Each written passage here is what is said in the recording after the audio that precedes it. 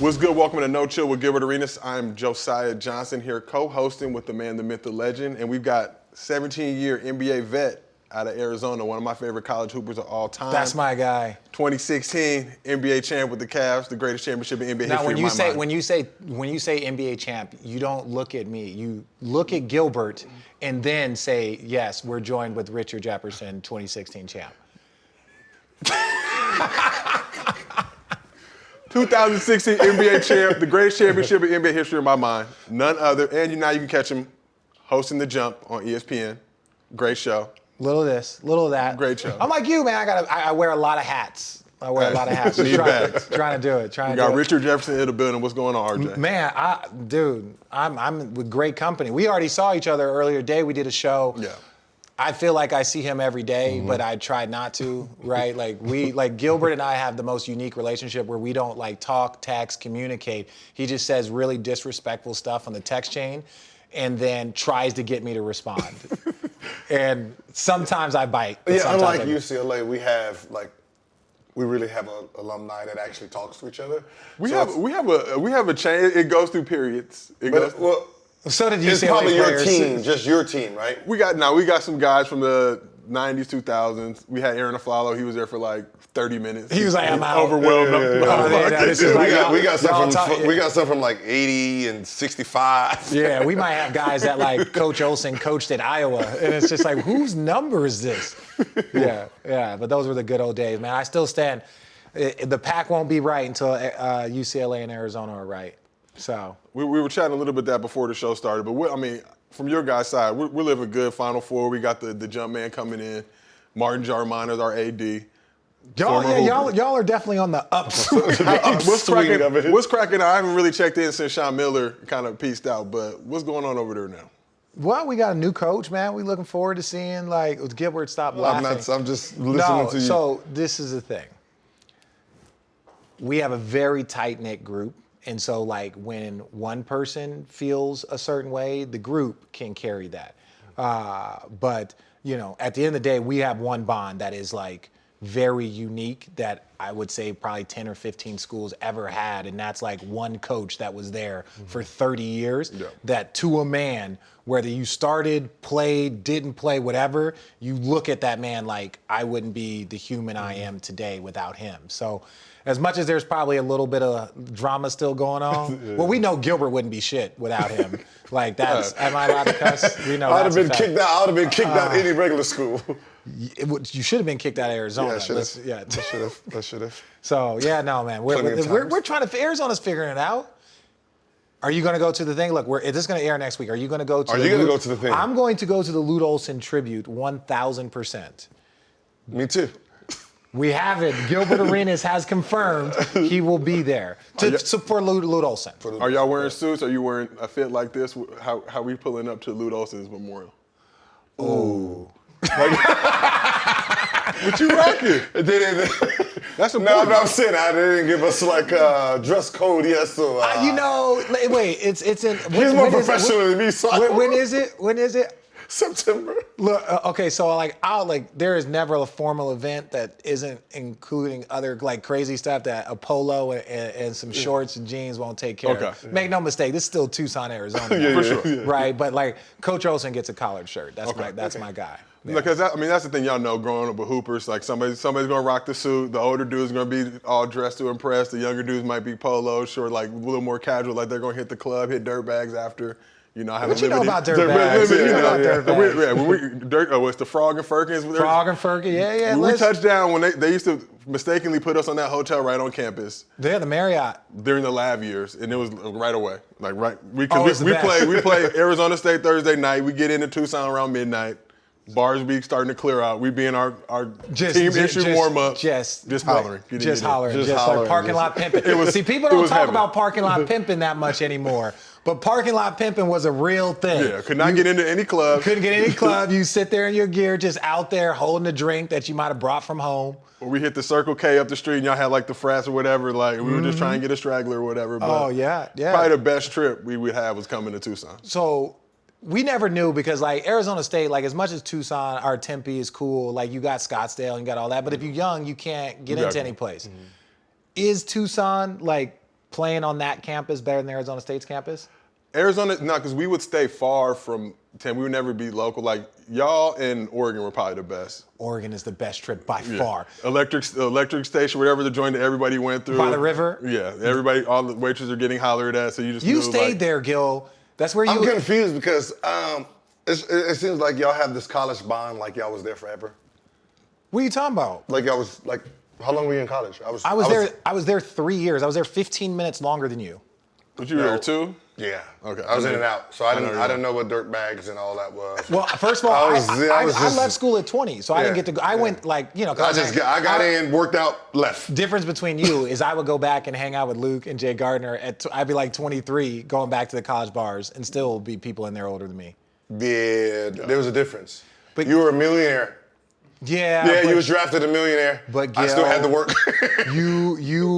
You also had like there were some probably like you were probably not allowed in certain venues and not allowed to come back remember, in town. you went to the championship back to back, so you going back to campus, you was the man. I was not the man those first 2 years, so I was at the gym working. So let me say this about cocky fucker. Let me say this about our group. There were some of us that were super social. And then there was like some that weren't that social. Like Gilbert was never, me and my former roommate, we were throwing parties every weekend. So who was you? Luke Walton. I was not trying to kill the Sacramento Kings head coach. But like. He was in college once. Everybody was in college. But like we were throwing parties every single weekend. We would have Michigan State at like 12 o'clock. We would tell everybody like, yo, we're throwing a party. So this was back when Arizona would close at 1 o'clock, terrible state. And so we could never get into any bars, but we had that fast break liquor. They would tell us, they would give us a keg, 2 handles, 2 30-packs, and the guy would look at it and be like, give me $30. And you're like, oh, this is awesome. So that's college. When all the bars and clubs, whatever, would close out, that's when everybody would shift and then like come to like our party or whatever we was having on the weekend. But you had to win, which we did often. We did often. We never invited Gilbert. Never. Gilbert, we used to have tons of parties. 2 years. We used to have tons never of invited parties. to a party. He's a damn liar. Wow. Okay, his roommate, Jason Gardner, was at every single one of our parties. Did he not tell you? So he was just not telling you? Yeah, straight dip out? Do you know who Gilbert was? They probably had like a secret fucking group chat. Yeah, we didn't even cell phones then. Pagers. We had 2 ways. Okay. With the little ones. Do you know the color ones? Yeah, we had the little color ones. Gilbert, and this is not going to surprise anybody, and we're going to be respectful here. Gilbert was the friend that like would mess it up for everyone. It'd be like 3 girls, 3 guys, and everybody would be vibing and chilling. But like, if Gilbert got bored, he would ruin it for everyone. And it was like, we knew it. Like, we knew that that's Gil. But Gilbert would start making fun of some girl's clothing. He would start picking on, like, where they live. He would start doing his stuff. And we would all just be like, oh, yeah, that's just Gil. He's just joking. So what's your major? Like, it was bad. So, like, I'm not saying Gilbert didn't get invited, but we needed to make sure that it was a target-rich environment so that if we needed to Irish exit Gilbert, we could. And it wasn't always the easiest thing. Yeah. Looking back. And they wonder why they didn't get the ball. Exactly. Looking back at it in real life, how do you feel about that? Are you still? No. I mean, that was so funny. I still had a blast. I still had fun. Like it was like listening to the stories the next day. Like it was like I still like had fun, but I just wanted to be in the gym. He was a gym rat. Like I was a gym rat. I'm not even gonna lie. Like. I was part of that Schools for Fools campaign. Yeah. Like, I was in the gym, first period, second period. Like, I'm in the gym. Like, my grade point average, 0.3. I don't even know how I got the 3. Yeah, well, the crazy but that was the thing, like, but UCLA and Arizona, I think, were very similar schools at our peak and prime. You had guys that wanted to go on that campus and be the man. Yeah. Right? Like when Baron Davis, he showed up and all of a sudden you had the O'Bannons and you had all those dudes and you're like, these dudes are legends walking around Westwood. Like, wow, this is what I want. I show up and it's like Miles Simon and Michael Dickerson and these guys are legends after they win the national championship. So you're like walking around and you're like, wait, so if I come here and I perform, this is the environment that I'm be living in? Yes. Gilbert wasn't necessarily about that. Gilbert's like, this would be a great opportunity for me to get a lot of shots up and a lot of reps at the gyms. And you're just like, yeah, Gil, man, we'll see you later, man. See you later. Like my brother used to say, you got to get both in. You got to put the work in. But UCLA did that.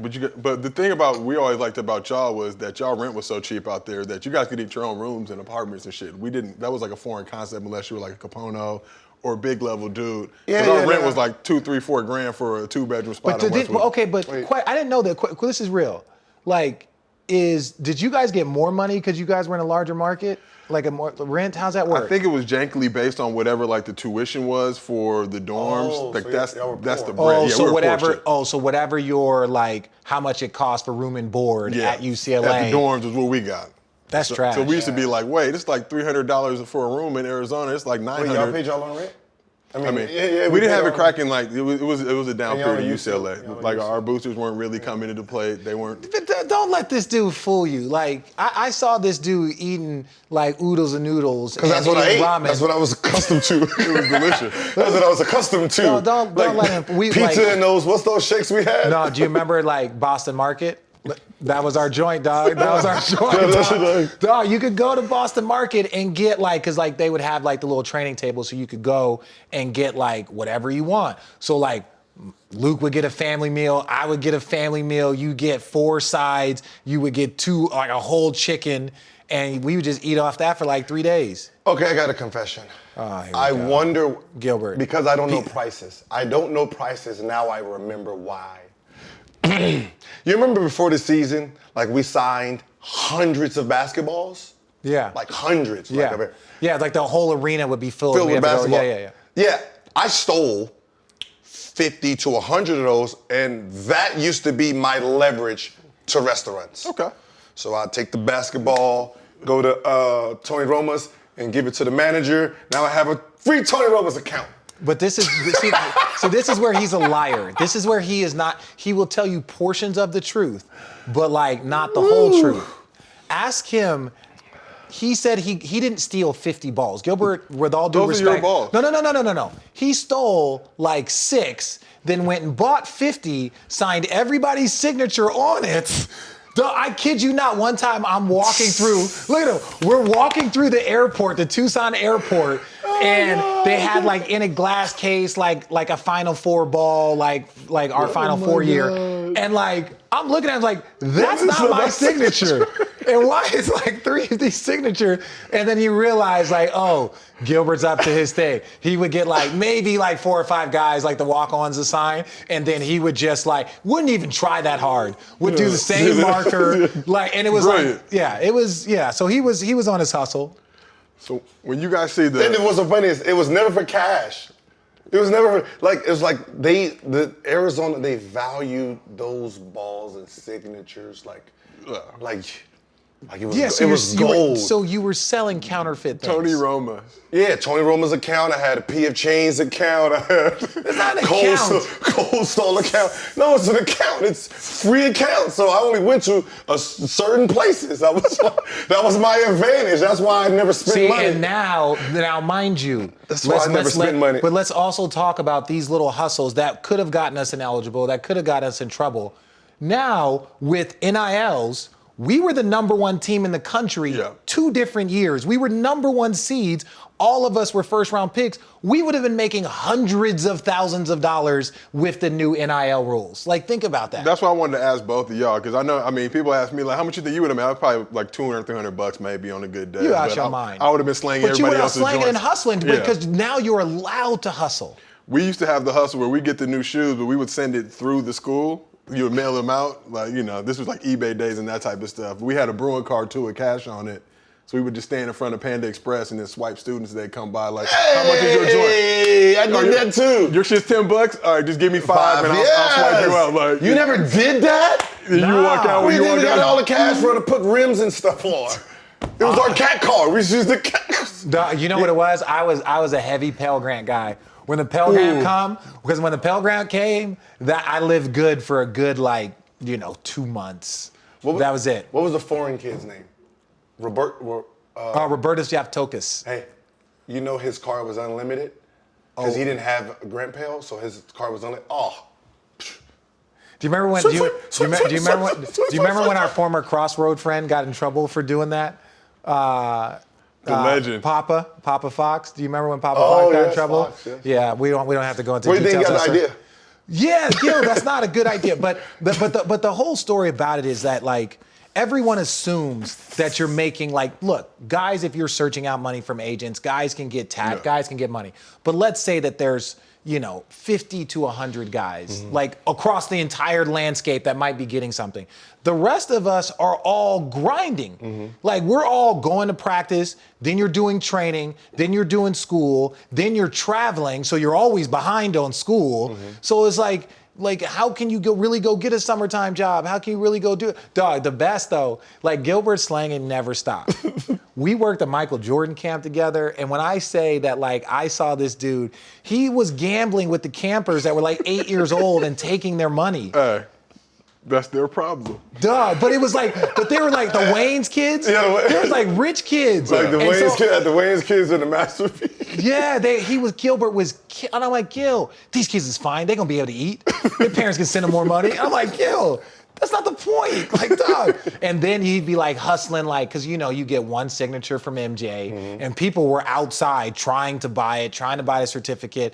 So like that was really how we all like. That's when I made my money. I like saved like the Jordan camp, the Nike camp. I sold my Jordan like autograph. I did all that stuff, and that's how I got a car my junior year. Was MJ not breaking bread with you, gentlemen? No, MJ was. MJ was cool as What's shit. so funny is they knew what we were doing. Yeah.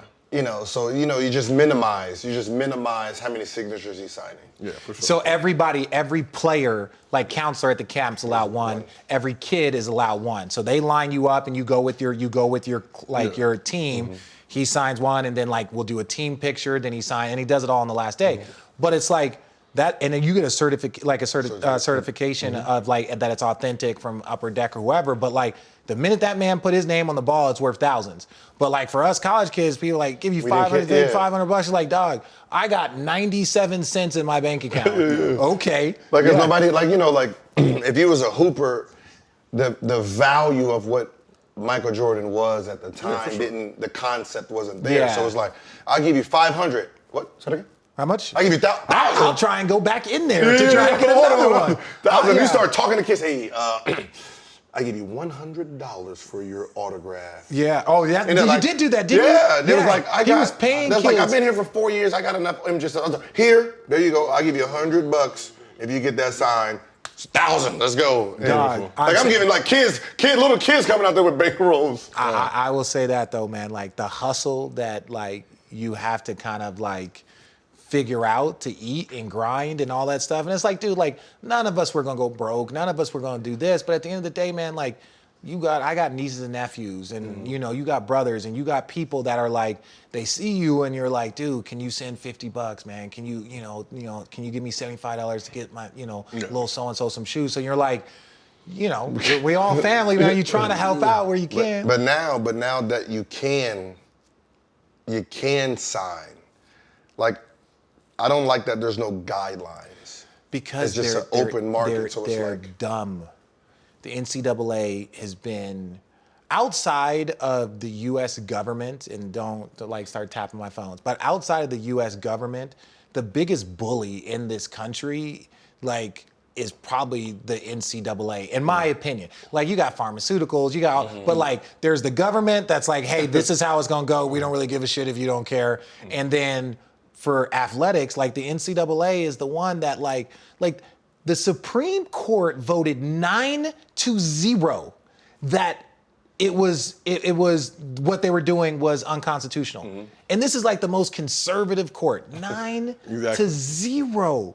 That means there wasn't one person on there that was like, wait, so Nick Saban can make $7 million and the Heisman Trophy winner can make $0. Yeah, that doesn't make any sense. That doesn't make any sense. And so, the problem is that there is no guidance, and that's going to lead to more problems before the solutions come. Start an agency, man. Like you think there's gonna be like sports gambling is gonna kick back into that world because now you can disguise it. there's always going to be that, but I think most of the time the reason why sports gambling came in is because kids might have needed money. But I think where I worry about, and we know the NCAA is bullies, and the number one bully is the U.S. government.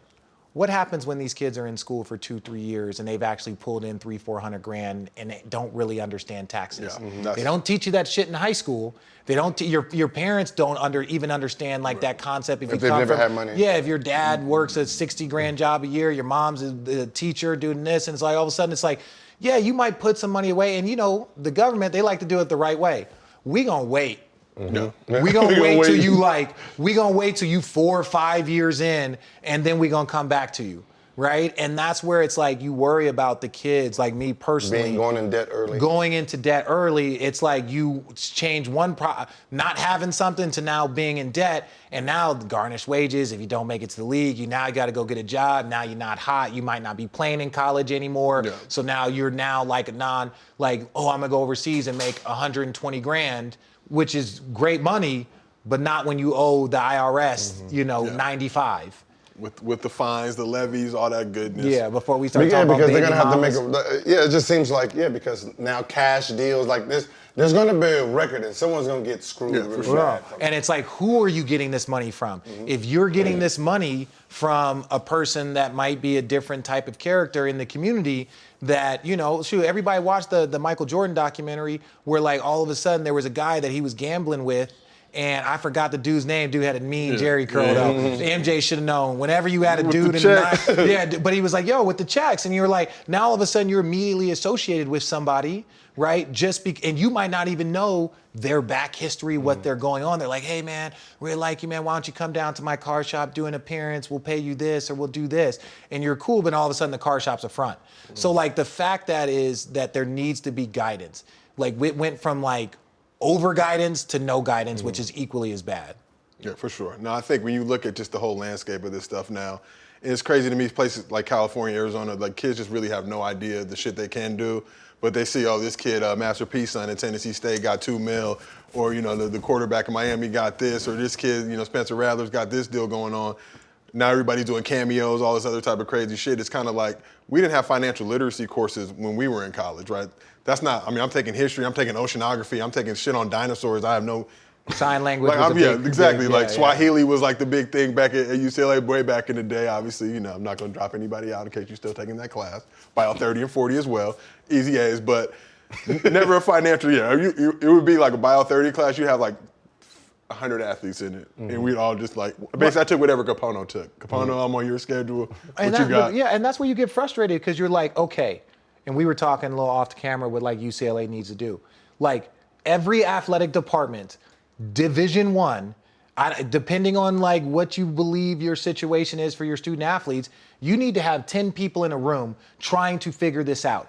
Mm-hmm. We used to do stupid sex ed and they'd put a bowl full of condoms and telling you stupid shit. And you go to student health if you ever, run into a bad sorority girl. Like they, they do all this stuff, but it's like, give me some real information. Like, hey, this is how you guys are gonna have to do your taxes. This is how you're going to have to do this. These are people and also imagine signing a contract. You're gonna have to sign contracts with a lot of this money. So if you're signing contracts and all of a sudden you don't really understand the contract and you're in a 5-year deal and you're in a 7-year deal where... I think they capped it off. You can only use it until they're out of college. So they can't they can't go to a kid, who's number one kid in college, going to college right now? Let's say if Amani Bates went to college, Let's say Cade Cunningham was the number one pick. Yeah, so Cade Cunningham is in college. They couldn't do a 7-year deal with him. Yeah. Because once he goes into the draft, that actually now is suspended. So, okay. So if he's the number one pick and he's all world, you can't hold this kid to this 6-year deal and he's Do you know what's going to be the worst? Do you know what's going to be the worst? And I'm going to look directly into the camera. The worst is going to be the damn parents. They're going to be the god-awfulest dealing with. Right, like they're the worst now. Mikey Smith, he's going to North Carolina and he just signed this deal for $15K. My son needs at least 12, and you're just like, We thought it was bad before. Because that already happens. It already happens now. That already happens now. So like if you're talking about now actually negotiating, so you have agents now that are just signing NIL deals, which is basically a segue to get you if you turn pro, because you already have an established relationship. And don't think that the agents aren't going to be like, hey, you just got a deal for 30 grand and then make it 50 grand. Like, trust me, there's ways to continue to manipulate this, but it's did they make any rules with the shoe companies yet?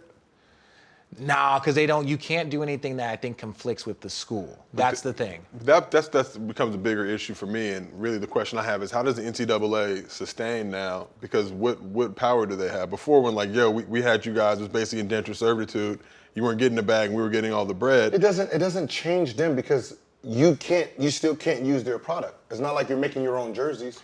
But I think guys are doing shit like that. Well, the NCAA will survive with TV money. Billions. Yeah. That NCAA tournament, I don't care if they're professionals or not. I'm watching single elimination. But my question becomes now, if I'm a college athlete, it's like, well, damn, we want, get a CBA. We want to share that revenue. We feel like we earn it. We want that 51% of the BRI. You ain't gonna do that. Yeah, that's what now you gotta have a market. Because they're still and this was the thing. So this is how arrogant the NCAA is. They lost on a lower court. They lost a deal, and the judgment was like, you can give kids laptops. Right? Like, no, like laptops and like you can like supplement them. So like every kid in the NCAA is allowed a laptop. It's like, dude, all of these things are online courses, all of this stuff, like, and I don't have a laptop to like do my information or to travel with no or like, Wi-Fi. or like no Wi-Fi that I got to pay for, like all of these things. Fine. Like, uptown problems to a certain degree, but the NCAA lost that court case that said that they a requirement to give like laptops. So what did they do? They were like, oh no, we're gonna go to the Supreme Court and win it in the Supreme Court.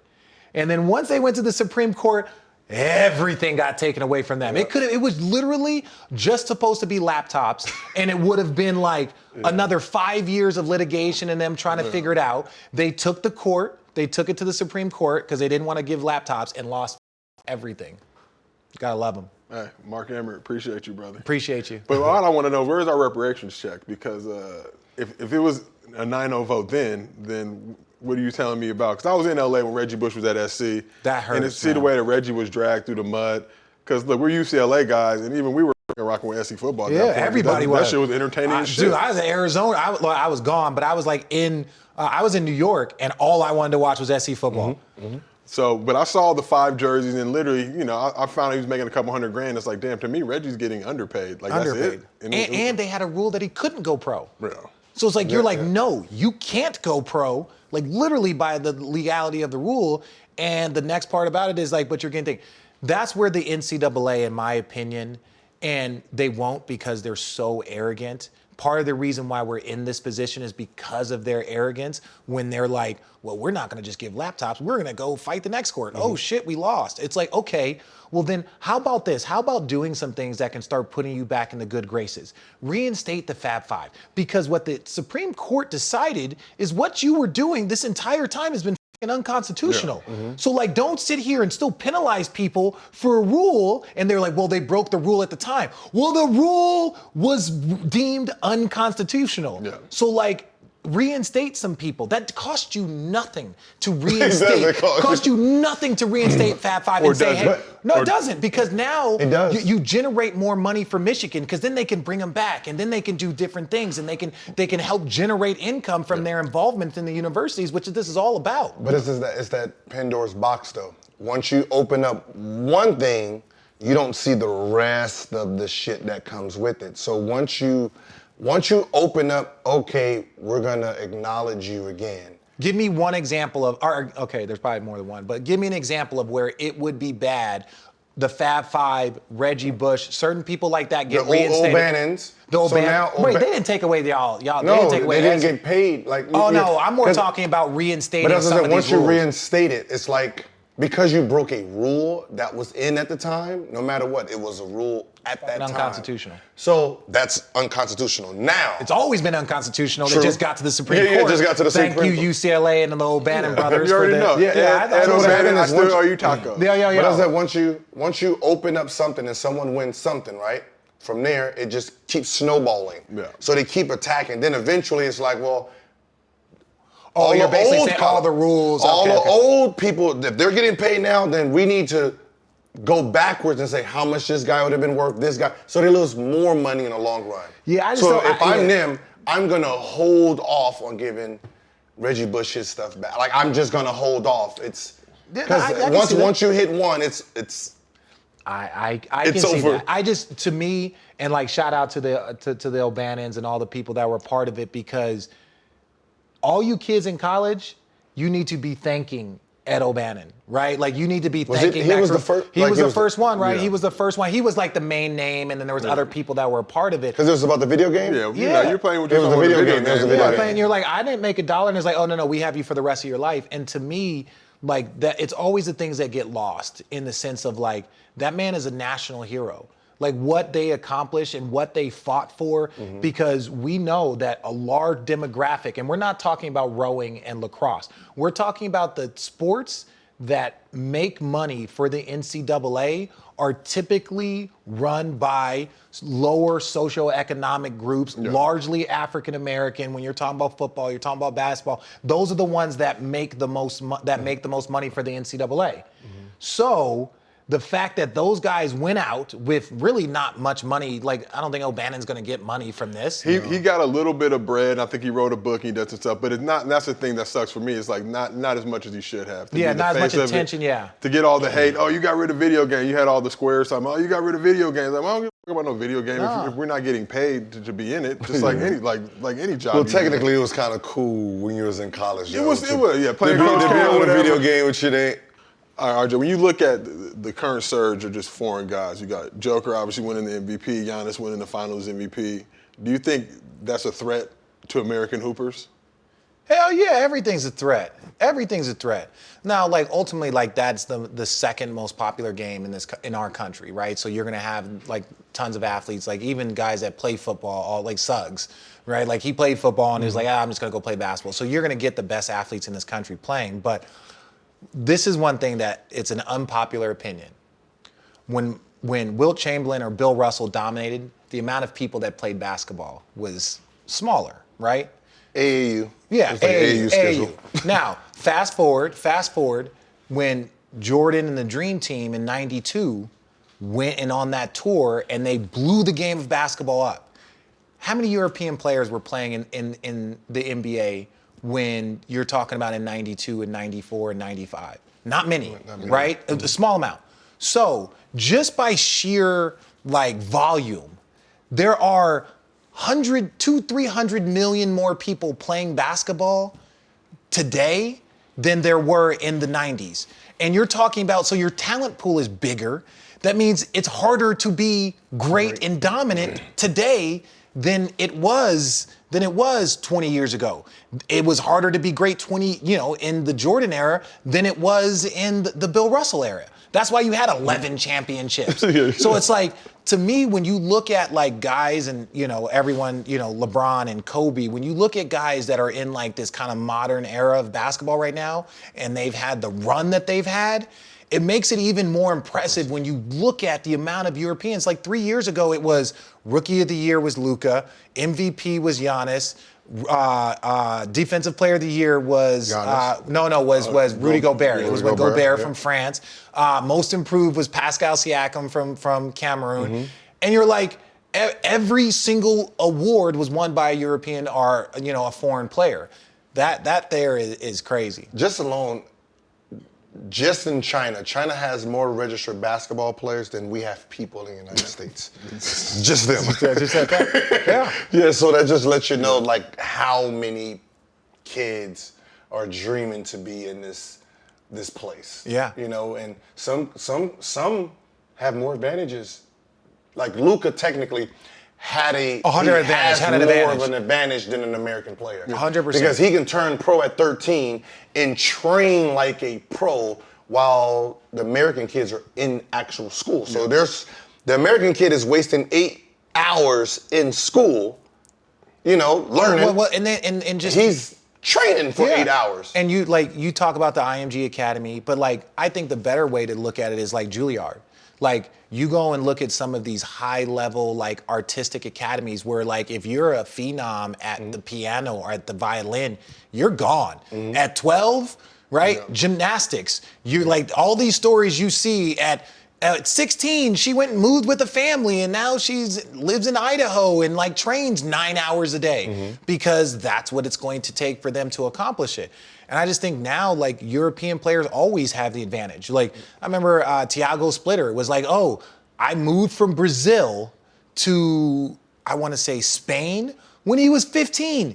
He didn't move to like another state. He left, went across an ocean to a foreign country that he did not know the language and started doing a basketball academy there in Spain with like, I think, don't quote me, like Barcelona or something, one of their like under teams. And that's what he did starting at like 14, 15. Like, that's an advantage that you have that American players just don't have. Do either ever see a world where, because look, my pops played in Italy, he finished his career there 89, 90. This is what, 20, 30 years ago? Yeah. They had academies then, but it was basically like, so say it's the Lakers, like the Lakers had like 5 to 10 teams underneath them, all Lakers teams running a similar type of offense and set. You got the jerseys and the gear, and this is what they were doing 30 years ago. Do you see a world where, you know, we move away kind of from the NCAA type of thing? We've already got overtime elite and G League. You got to. But do you see like the Lakers now in their home city, they've got, you know, 11 and under, 12 and under, but they're running it all the way up, kind of like they do with soccer? The answer is yes. Okay. The answer is 100%. First of all, you had the G League Ignite that had 3 top 10 picks, right? Is Ignite? I never watched them. They had 3 top 10 picks, right? I watch them when they get to the league. For sure. So they had 3 top 10 picks. But look, they were good. Don't watch the JV, yeah. I don't watch the JV. And so, no, but you have those 3 guys. But have you noticed this trend? Like all but like 3 teams now have G Leagues.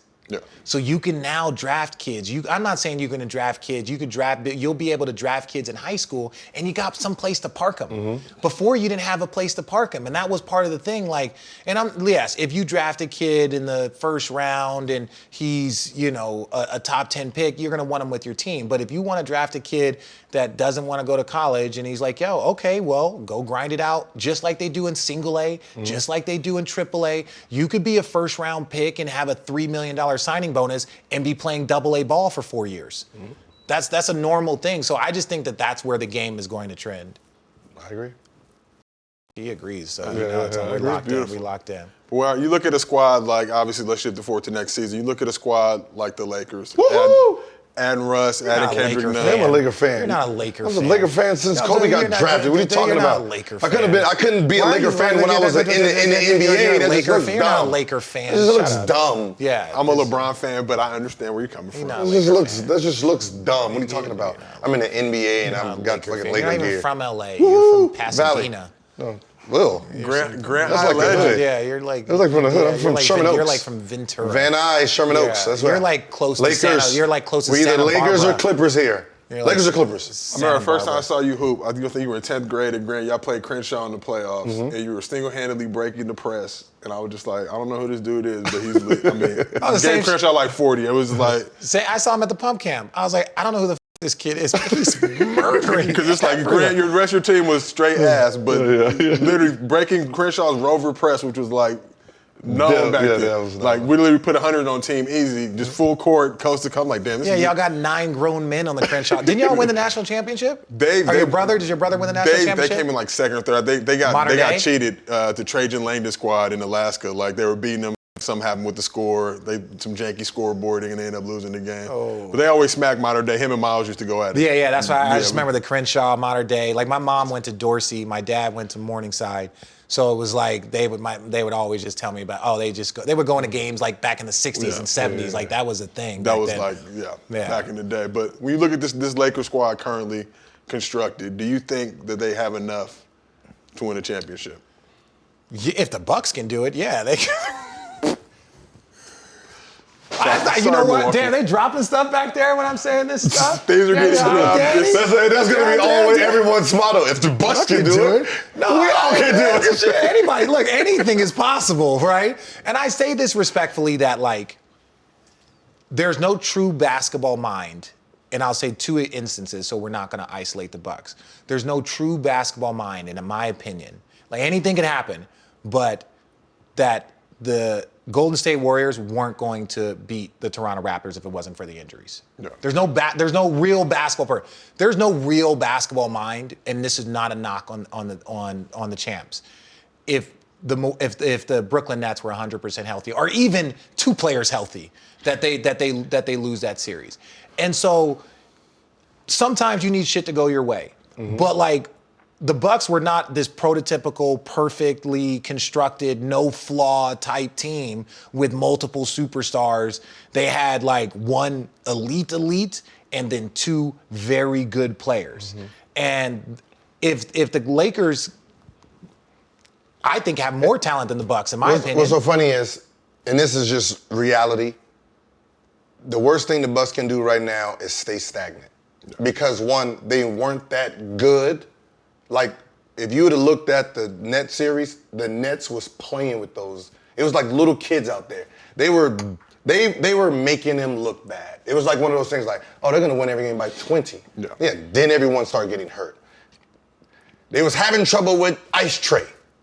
They was really having trouble with the damn Hawks and Ice Tray until he got hurt. So to go into next season with everybody actually being healthy, there's too many good teams in the West that they will not beat with the team. And I'm worried about, and this is the fatigue factor. You're talking about there were 2 champions in 8 months, right? The final 4 teams from 2 years ago, Denver, decimated by injury, right? Jamal Murray. And we talk about, why are everybody worried about the stars? It's not that you're worried about the stars like they're the most important. They are the ones that are playing the most minutes. So their bodies are the ones that are more likely to break down from overuse. So Bucks, exhausted. Then you look at Boston. They were dog shit this year. Miami, dog shit this year. Lakers, banged all the way up. So now, shortened year, they even had guys go to the Olympics. You had Phoenix, with guys in the Olympics. You had, Milwaukee with guys in the Olympics. You're going to tell me that we're going to show back up in 2 months and the Milwaukee Bucks are going to make that same type of run? No. Like, it's just like, and that's not, I'm not saying that it can't. Something can happen. Somebody can get hot like crazy. I'm not saying that they can't win back to back, but it's like, if history is telling us anything, that means it is extremely hard to duplicate like doing like high level basketball in condensed seasons back to back to back. Like, it can't get done. But the Lakers, look, my thing, and look, I said it, they're going to be judged by 16 games. No one gives a shit if they finish first, if they finish second, if they finish third, if Bron wins the MVP, if Anthony Davis wins the Finals MVP, or wins the Defensive Player of the Year, Russ leads the league in assists. No one cares about those individual stats or numbers. They will only be judged by 16. And so, like, my thing is this. It's like, we might as well just sit back and watch and then wait to break it down because, Russ start chucking those threes. I like the team because in the most important position, they're still young. And that's really the guards. Like, the get up and down, I think they're just gonna ride Russ into the fourth quarters, and then Bron, AD, Russ, AD, then they'll figure it out from there. But just to do most of that leg running, I think they're just going to ride Russ. The reason why I like it is this. The reason why I really like this team, and this is the God honest truth. Bron is not that dude where he needs to carry you for 82 and what we've seen him do in the postseason. It's just not like that's you don't have to do it anymore. You can't do that. Anthony Davis, Bron needs breaks in order to prolong his career. That's not even like a surprise. But the problem is when he takes a break, Anthony Davis ain't carrying that team, right? Well, he wasn't going to carry the team with the other shit he had with the team. But fair, but it's like, I think if you have Anthony Davis on your team, even if you have a couple of other players, you should still be a 500 type player. But Anthony Davis is a person, in my opinion, that needs breaks. He's going to have multiple times in this year where he needs a couple games off because of a tweak, because of this. And like, he has the body type and the injury, I don't want to say history, but like, if something's bothering him, dude, you got to sit it down because when your heel starts bothering, then your ankle starts bothering, then your groin doesn't have that solid mass. So you're like, so now all of a sudden, if AD's out, you're looking at Bron like, hey, Bron, keep us afloat. Adding Russ takes pressure off of both of those dudes, and that's the best thing that if you can get those guys to the finals, if you get them to the playoffs healthy, then like shit.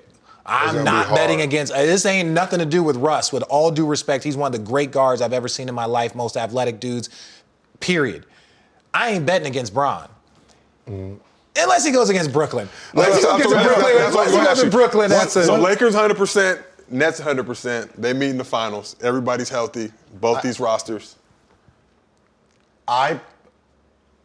Russ will be more important to LeBron and AD than people think. Because LeBron and AD are the biggest guys who create contact, it takes a toll on their bodies. Yeah. Like when you think about Lakers past, they didn't have anybody who attacked that rim. So if LeBron and them are at the free throw line, that means they're actually driving and getting hit then. Mm-hmm. Well, with Russell, hey, young fella, do you?